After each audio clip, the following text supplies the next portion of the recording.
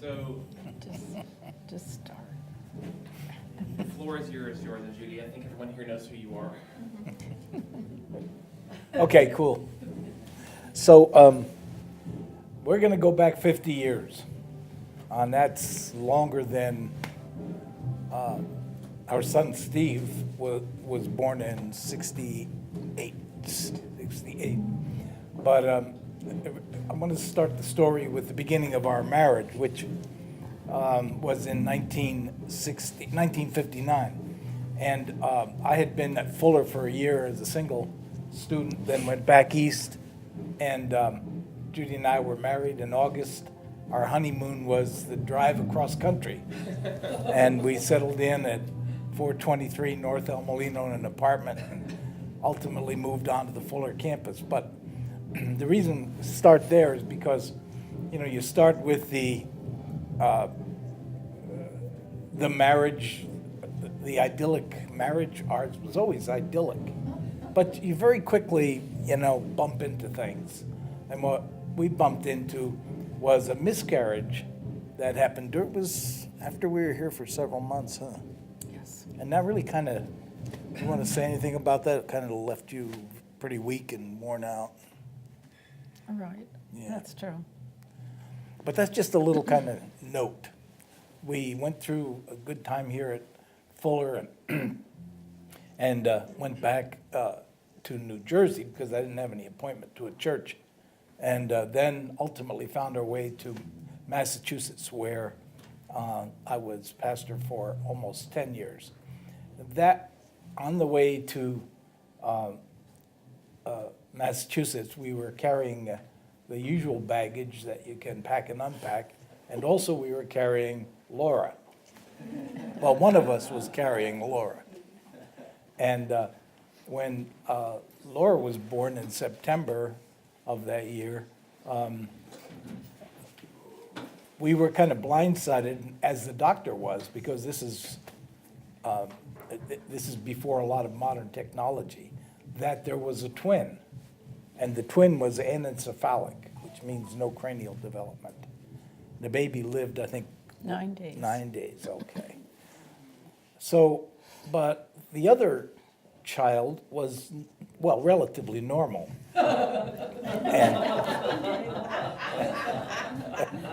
And so the doctor, encouraged us to try again, and we did want more family. So do you want to say a little about that time? 2 years later, we decided that we would like to have another child, and I did become pregnant, and I carried the baby to full term, and at the birth of the baby, we found out that it was another anencephalic defect, and I had no clue during the whole pregnancy. It felt normal, and the little girl was born with a defect, and she only lived a short time, and I was left in the maternity area, in the part of the hospital where all the other mothers were joyfully experiencing their babies. And then I went home and had to deal with that sorrow, although Laura was there to care for. And so then 2 years later, we decided, let's try again, because the OB kept saying, this is not going to happen again. It's very unlikely, and they just didn't know, he didn't know that it would happen again. So he encouraged us. And so then I became pregnant and carried the baby, and about halfway through the pregnancy, after his visit, or my visit with him for prenatal check, he said, I'm so sorry to have to tell you, but I'm aware of the fact that this baby has the same defect. And since we were living in Massachusetts, which was a strong Catholic rural state. You were not allowed to have an abortion, and they didn't talk about even taking the baby early. So the doctor said, you will have to carry this baby to the end, and it will be born naturally, and then I'll have to deal with my feelings, you know. But it was worse because I had to go 4 more months knowing this baby was going to die. And so it had all the same feelings, the kicks in the movement and everything like that. And that was pretty bad. So then I had the delivery, and the baby, it was a little boy, and he died very soon after the birth. And so in the cemetery in Foxborough, Massachusetts, we have 3 graves. There's one grave, and a man in the church was the caretaker there, and he saw to it, and there's a plaque that says Van Alstine babies, 1963, 65, 67. Yeah. So that leads us to why we adopted Stephen.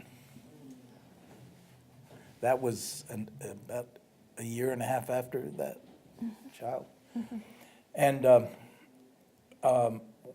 somehow we came upon the Episcopal Home Society as an adoption agency, and we put ourselves into the list for adoption. I don't know whether we specified gender. I don't think No. we did. And then I'll let Judy describe, the day we were called to see our child. This place was right on Boston Common, the Episcopal Home Society, and so if you've ever been to the center of Boston, that's where it was. And Laura remembers going to see the new baby, so why don't you guys? So they told us that they had a little boy for us, and we made the arrangements to go there, and with Laura. And this is a picture of him this is the day we saw him. And we looked, this child, they said, come on into this room, and we looked into this little bassinet, and Stephen was there, and he looked up at us, and his face just blossomed. With the joyful look on his face, they took his picture. He was beautiful, bright-eyed, big smile, healthy little baby boy. And he said, I'm yours, with the way he reacted. He said to it with us. a Boston accent, actually. Yeah. There's a picture of him with his beautiful sister. And then on the other side, the 2 of them again. And then there's some 4 or 5 year old pictures of Steve. So we'll send this page around. Yeah, let's see. So he was we had a kind of a family thing that whatever we told the kids to do, Laura would immediately say no, and then she'd do it. Steve would immediately say yes, and then he'd do what he wanted. So. I think there's a Bible. But he was a very, very, really nice kid to be around. And Laura, anything you want to say about his nature as he was growing up? It's okay. Putting me on the spot. It's all right. Dive in anytime. Just a very even-tempered, happy child. Really, he was total pure joy. Yeah. How old was he? 3 months when we adopted him. So I think he was 4 when we moved out here, right? Received the call to come to Altadena, and we traveled cross country. We were camping at that time, and Laura may remember because she was 7 or 8. What were you, 8? So she probably has good memories of that camping, or bad memories, I don't know. And we settled in at the house that we've occupied ever since. And Stephen went to, did he start at Norma Coombs? Or was he some, what? No, he went to Willard. He went to Willard, that's right. Earlier, Yeah. And then, did he go to Coombs at all? Yes. I went to Hale. It was Hale It was Hale School, that's right. Oh, okay. And ultimately came to Elliott and then Pasadena High School.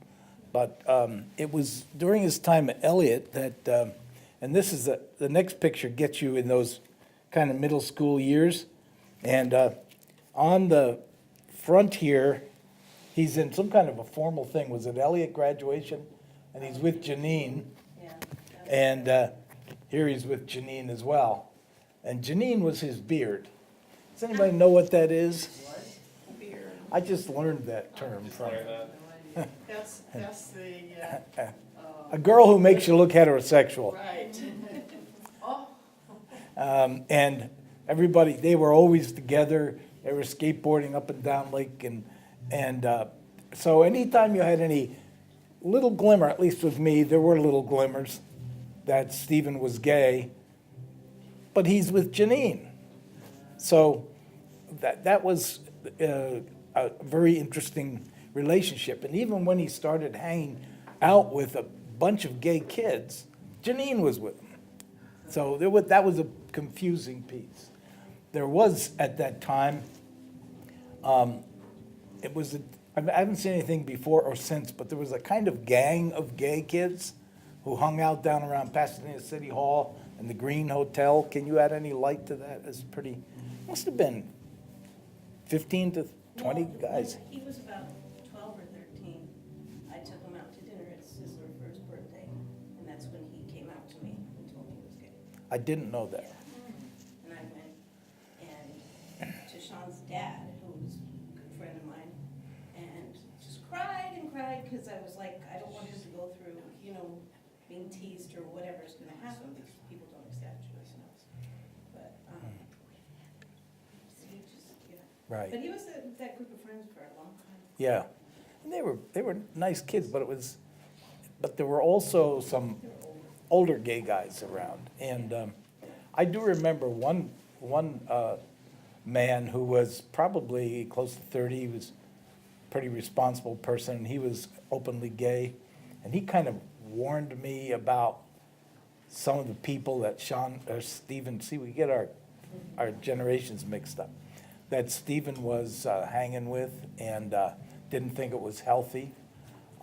There wasn't much we could do about it. He was super excited by that and not excited by anything else. That was interesting. When puberty hit him, it was like that was all he thought about, because he hit Pasadena High School in one door and out the other. He didn't finish his first year, Pasadena High School. He just total lost interest.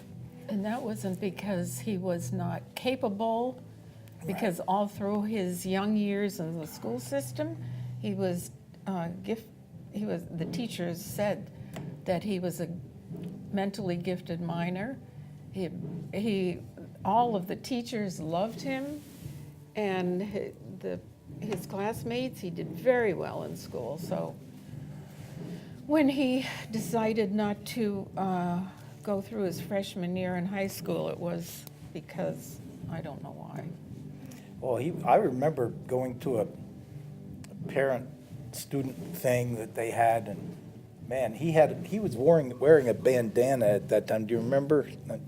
It was a little affectation he had for a while, and his hair was a little long, and he was sitting as close to the door as he could, like he did not want to be there. And he dropped out. And the other thing that happened that made us realize that we were totally out of control, I've been trying to, this is a kid who had always been, done everything.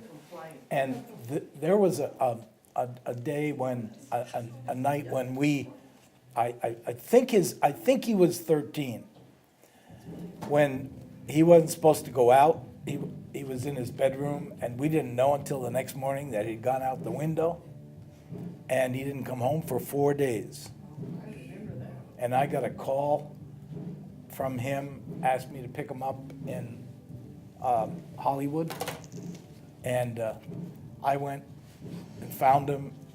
Who knows who he had been with or what he had done. I know there was a hickey on his neck, and he was with older gay guys down in Hollywood. It was a kind of a promiscuous scene, and he was very excited by all that. Any chance he got after that, and there was nothing we could do at that point. Because there was, other than physical restraint, I was still, I think, bigger. But But he was big and he had a yeah, mustache and here's everything. about Yeah. that's a little later than that. Matured very early. But there were so many nights that, we would just either stay awake or fall in and out or whatever, and waiting for the call. And it would come 2 or 3 in the morning, and he'd say, hey, Dad, can you pick me up? I'm on Santa Monica Boulevard at some restaurant. And I'd go in and get him, drive home. We always remained friends. I mean, it was just, he was on a lonely journey, and we weren't part of it. And then at one point, there was one particular night I remember when he had committed not to go out, and he came, and some guy picked him up and he was gone. And I waited on the front porch until he came home. And when this guy pulled up to drop him off, I went to the car. And I told the guy, because he knew Steve wasn't supposed to go out. I don't know whether you've ever heard this story. And as I was talking to this guy, Steve landed on my back. We were rolling around on the front lawn like after midnight. And because by sheer weight, I was on top, ended up on top, holding his hands down. He was spitting in my face, and we just both were puffing, and we finally got up and went to bed. And the next morning, I got up and I went to make coffee or something. He was already sitting at the kitchen table, and he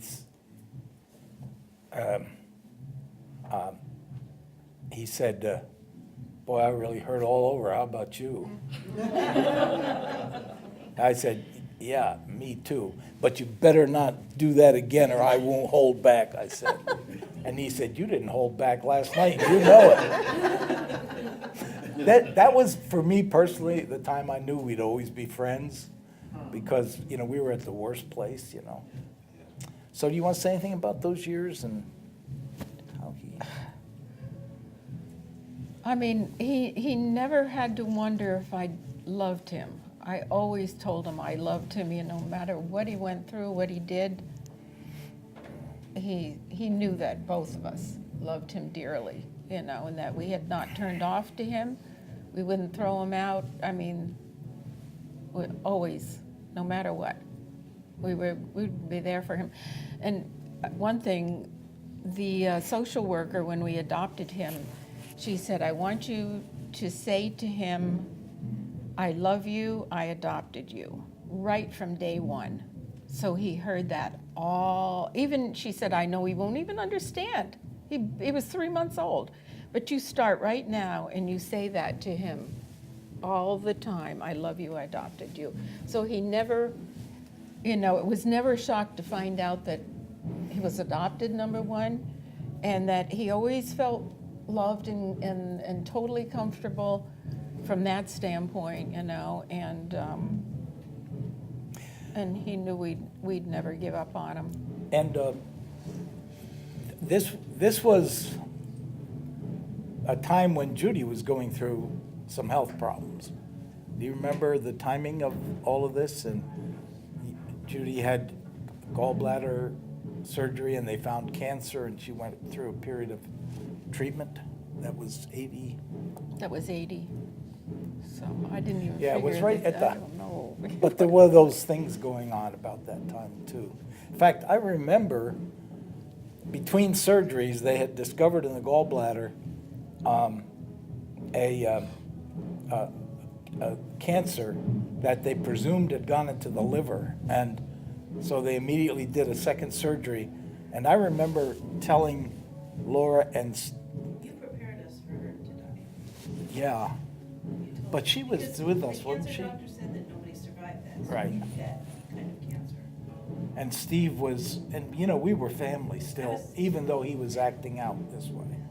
I thought I was 16 then. It could be. So, he would have been, yeah. Now, two things happened that kind of, this is weird. By the time Stephen was 17, he was settling down. You'd think, you know, that's when people start acting out. And he settled down in a couple of ways. One, he was never a financial drain on us. He always took care of himself. And he went out and found a job. Ultimately, he got work for a law firm in Glendale and trained and became a paralegal without his degree or anything. I guess he got a GED, didn't he? Yeah, and he did all that on his own. The other thing is he settled into a relationship with Scott Medeiros, and that relationship lasted until he died. Yep, 11 years.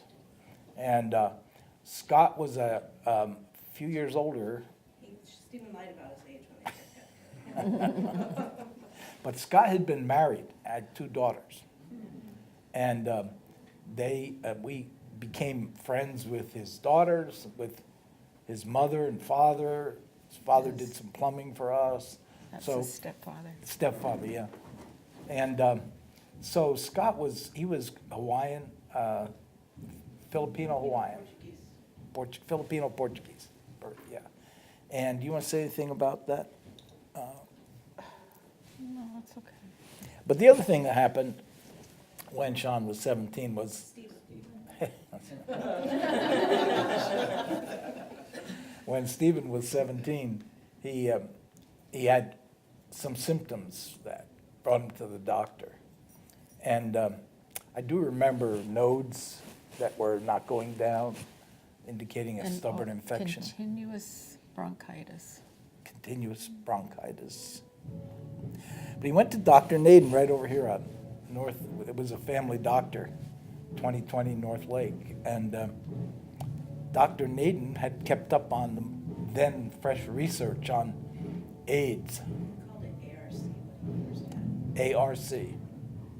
Later became HIV, but I'm not sure what ARC stands They for. had ARC, then HIV, then full-blown AIDS, but they dropped the ARC. What year would this have been? He was 17, so. diagnosed when he was 17, so I think 85, I believe. That was really Huh? early Yeah, on that's in true. the whole Yeah. knowledge of If you look at, It was 80, I think, when the whole discovery is. yeah.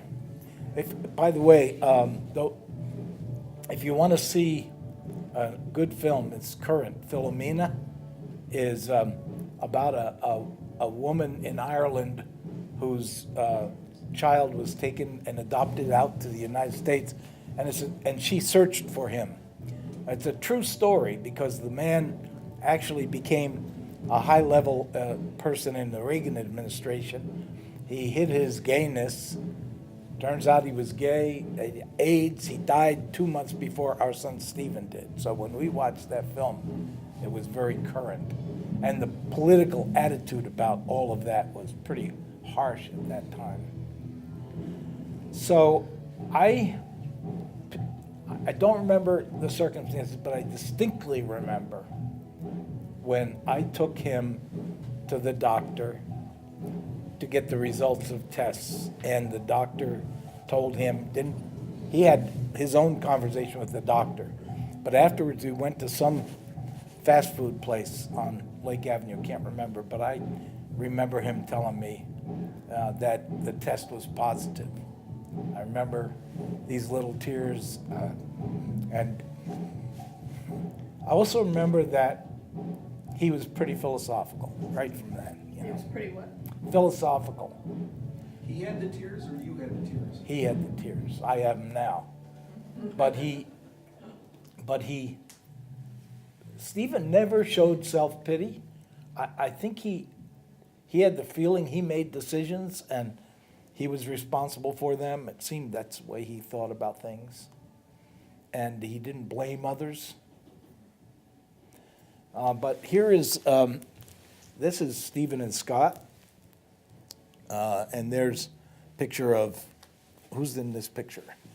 Laura and baby Tiana, Scott and Steve. Steven's holding Tiana. There they are in Hawaii. And these folk are, This picture is Scott's mommy holding Tiana, and then there's Scott holding Tiana. And then this is, on the back here, is a poem that was meaningful. And I think Stephen had part in choosing this poem, and then this is his obituary. so the diagnosis was in when he was 17, and he lived to be 27. And the first 7 years of that, he was healthy enough. I was gonna say, at one point I said, so what happened? You said you had, he said, oh no, it's gone. At some point along the way, he was telling me. So I didn't realize till a few years before he died that he really did have it, Yeah, he and Scott tested, and he was negative for the disease. They bought a house out in Palmdale, the town next to Palmdale. Was it Palmdale? Lancaster, yeah. And so we saw them less frequently during those years. Stephen was putting on a suit and tie every day, going to the law office, working. Same as Scott. Yep.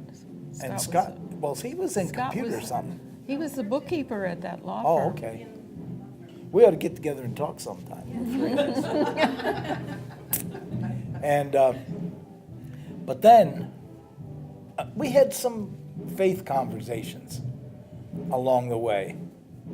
I was looking for this when I do baptism classes over the years. I've usually had the kids do some homework and toward the end write why I want to be baptized, and I keep those. And I rediscovered the one that Stephen did. And when he was in his wilderness wanderings, I sent him a copy, just to remind him, and I didn't put any pressure on him. But he let us know that he did not believe the things we had grown up with. And he had grown up. He had outgrown, the God stuff. But when he got sick with the full-blown AIDS, the last 3 years, he and Scott moved back here. You want to say anything about that, where they lived? They lived on our property on the corner of El Molino and Elizabeth, in the front house there, Where Laura lives. where Laura lives now. Yeah. And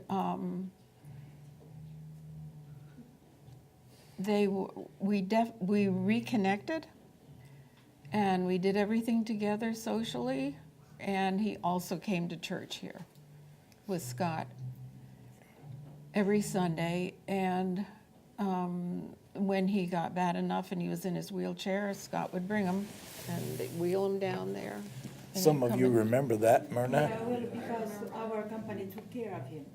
And I was his nurse too, because I volunteered. I wanted to go and be the one to do his IV. Oh, I forgot that. During the latter Yeah, stages. the latter stage when he was already on treatment.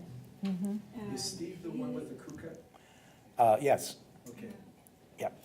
he was a very good patient, always cheerful. Mhm. It didn't seem like he had any regret. And he would joke, I did his IV and he was so pleased because I had just one shot and I got it. He said, oh, I'm glad you were the one who came. Because we had to draw blood for the lab before giving the IV antibiotics. Yeah. So, Yeah, he was in a hospital Always bed pleasant. right there in the house. He didn't have to spend his last days in a Facility. hospital. Yeah. This is a picture of Laura. That was a few months before Came- he died. He's in a wheelchair, and Scott is behind him. This is Laura's friend, and then Laura and Sean and Tiana. Yeah. That's a He good went to picture. Disneyland 'cause he loved Mickey Mouse. Yeah, he did. And we have a painting of Mickey Mouse that Sarah Fiala did for him in those last days. You didn't get to see it, Dusty. I think you're right. I remember I always had the impression of excitement from you guys that you were so happy that he was back and back with his walk with the Lord. Yeah, so I mean, that's one of the things that I remember about those times when he and Scott were coming back, and how happy you were that he'd gotten back with the Lord. I want to make that point, because Go ahead. we've only got a few minutes, but I wanted to tell you, first of all, that you know that medical marijuana works. We discovered that because Judy found, she was his supplier. She had a friend who grew plants, and Her husband grew them. and one day Judy opened the trunk, and I looked, I said, they were whole plants. That was before it was legal. And Yeah. and then Stephen came back to church, came in his wheelchair. Some of the women, particularly Jean Marsh and Mildred Bent, And who were really old school people, called him all the Swedish. time. And people really did embrace him. And I have a memory of, and Sean Stephen started expressing his faith. He became the family social gatherer. He would plan events for us all to be together. And he really wanted to be at church. There was a new desire for all of that. And I remember one time when I was sitting in Connie's office for some reason. Maybe it was before Connie. No, you were. No, I was here. Did you have the office there then? But anyway, Orland Paulson had what turned out to be terminal cancer at that time. And it was a fast-moving prostate cancer, and he just had gotten a bad doctor's report. And Orland, is a very emotional guy, those of you who remember him. And he wanted to pray with me. And we went into that office, and before Sunday school, I think before church at least, and we prayed together. And then I saw Stephen wheeling down with Scott behind him. And I said to Orland, why don't you go see Stephen and say, I'll race you to heaven. He did tell me. And Orland cracked up. He was crying and laughing, and he went out, and I saw the two of them on each other's shoulders, and that was a special moment for me, because it was not too many months before they were both gone. Orland told me that when he was dying, he told Stephen he would race him to heaven. He said, but he beat me. But Stephen Yeah. beat him in October, and Orland went December 10th on Ariel's birthday. Oh, really? And today we're having a shower for Ariel, and that's her grandpa we're talking about. So, and then the other thing I wanted to say, since we got into this around the issue of gay marriage, for me, it means something different than it does for other people maybe, because I have a picture in my mind of Stephen toward the end, when he could not make it to the bathroom, and he was very, very, very malnourished. And I remember Scott carrying him to the bathroom. And I just said, a lot of married couples I know would not still be together. They wouldn't be hanging out. They wouldn't be there in the darkest times. And so, now, one other word about Scott. He sends us, we're back in Facebook contact. He married about 2 months ago another man in Hawaii. And he has now not only his 2 kids, I think the other guy has kids, and a bunch of grandkids, and they're just one big. Who have kids now, so he's a great He's grandpa. great grandfather. And what is he, 50? No, he's- Scott? he's a year older than me. Oh. What do you want to add? Well, just adding to what George said about their relationship towards the end, I have never seen such love and devotion between two people. It's amazing. He would take time off from work and take him to all his doctor visits and make sure he had all his meds. He'd fed him before he went to work. He would make sure he had breakfast and he fed him for the day and there was food available or whatever until hospice took over. He carried him to the tub. He washed him. I mean, the devotion, I just cannot even tell you. It was absolutely unbelievable. And I don't know. All I can say is, and also, you know, we knew there were signs that Stephen was gay, right? I mean, down to childhood when he was young. We could, things that happened, experiences with that man and his son in Palm Springs, and things that happened in the boys' choir, and I mean, just in friendships that he had and everything like that. And so. He named all his stuffed animals Richard. What? He named all of his stuffed animals Richard. Was Richard I- Fred? Yeah. There's, one of these has my Messenger article on. I'd like to Yeah. read it in conclusion. And by the way, the woman who, at Mountain View, who then owned that cemetery, her family passed it on to her. She was in the Kiwanis Club with me. So I referred Stephen, he wanted to make arrangements for his burial, cremation, really. And so he went over and met with her. And the next time she saw me, she said, "I cannot believe your son." She said, he came in and he tried, I mean, it's always hard to work with a young person in my business, but it's like he tried to make me comfortable, and he said, "Do you have a layaway plan?"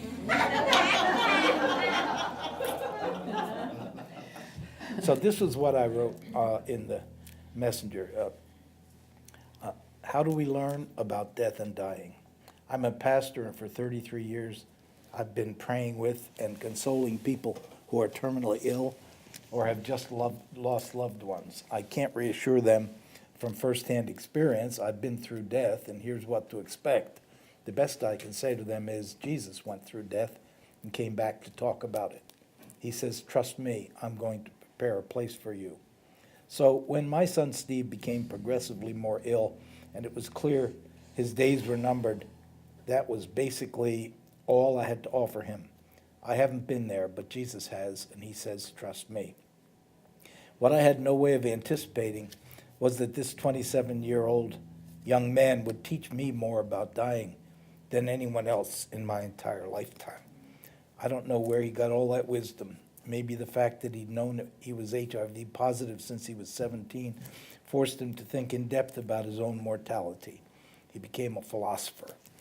Here are some of the things Steve did that have ministered to me and other members of the family. Number one, he became God's friend. Wherever he was before, Steve came home spiritually during these last few months. His faith in God was deeply personal and real. He grew through worship, through personal Bible reading, through conversations with caring church members. Often he would assure me that he prayed for me daily. He set his spiritual house in order before he met his Maker. Second, he renewed and restored relationship. After some years of living apart from us with infrequent contact, Steve really built deep relationships with all of us who were fortunate enough to be his family. He cultivated this. He was the initiator, and this was true in other friendships as well, including those in the ABC family. He wanted everybody to love him when he left and to know he loved them. Third, he made others feel comfortable in his presence. Even though he was suffering, that fact never dominated any conversation. He seemed to be thinking of how he could make you feel good about spending time with him. As sick as he might be, he was always good company, showing genuine interest in you and seeing the humorous side of every situation. We never heard any bitterness or self-pity. And fourth, He prepared for his death. He talked about his coming death not with morbid preoccupation, but with a sense that he would always be connected with us, even through that journey. He prearranged all the details of his funeral with the mortuary. He didn't want us to have to worry about anything, and he told us clearly how he wanted to be remembered, leaving thoughtful, personalized gifts for family members. He did all this while living fully each moment of life that was given to him. His coming death did not overshadow his joy in living. Whenever I walk through the valley of the shadow of death, in a month or in 10 years or in 50 years, Steve's example will be an inspiration to me. I hope I will go as gracefully as he did. Thanks, Steve. That's our story, and we're sticking with it. Well, thank you so much, Jordan and Judy, for being willing to walk down this painful and complicated and beautiful path of the story with us. All I want to say is that in the context of our conversation here, this is why this is called Gay People, the Bible in the church, because this is about real people who are part of people's families, who love and are loved. It's not an abstract issue. It's not something we can just pretend is not real. These are real people, and there are many, many more stories like this that many people within the church don't feel that they can share. And so I want to thank you guys for setting that example and sharing this window into Stephen's life. And I want to thank this church for being so loving and accepting. It was an incredible experience to walk through this journey and have such a loving family here. Never felt shunned by anyone, and and tangible concern for him and love shown towards him in meals and phone calls and cards.